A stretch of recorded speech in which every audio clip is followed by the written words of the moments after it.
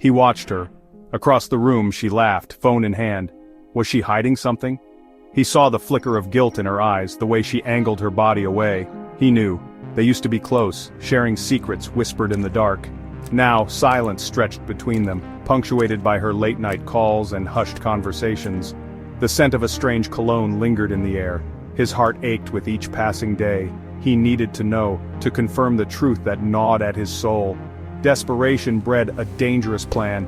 He would pretend to be blind. He practiced in the mirror, eyes vacant, a convincing portrayal of a man lost in darkness. His stomach churned, but he knew he had to go through with it. He wouldn't be a fool. The world narrowed to sound and touch. He fumbled with objects, feigning helplessness. Her reaction confirmed his suspicions. There was pity, yes, but also relief. A loosening of tension he hadn't noticed before.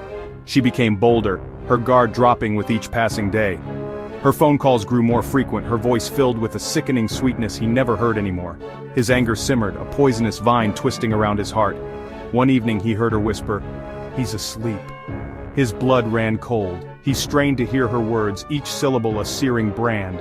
His suspicions were true. She was meeting someone. He wanted to confront her, to rip the phone from her hand and demand answers, but he had to be patient, to gather irrefutable proof. He would expose her deceit.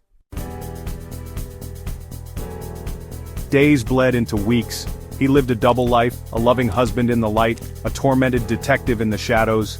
He memorized her routines, her lies, the scent of his rival that clung to her skin like a curse.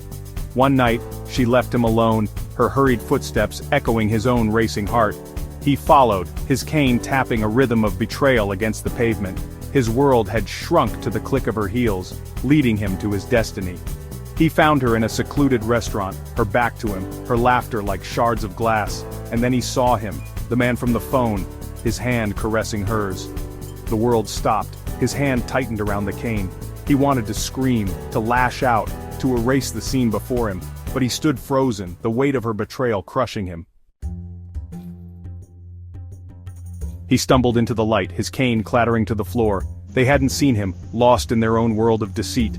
Their heads snapped towards him, eyes wide with shock and something else. Fear? He spoke, his voice a raspy whisper, "I'm not blind." The silence was deafening. Her face drained of all color, her lips moving but no words coming out. The man, his lover, looked away, shame etched on his face. He walked away, leaving behind the wreckage of his life. He didn't need explanations, didn't want apologies, he had seen enough.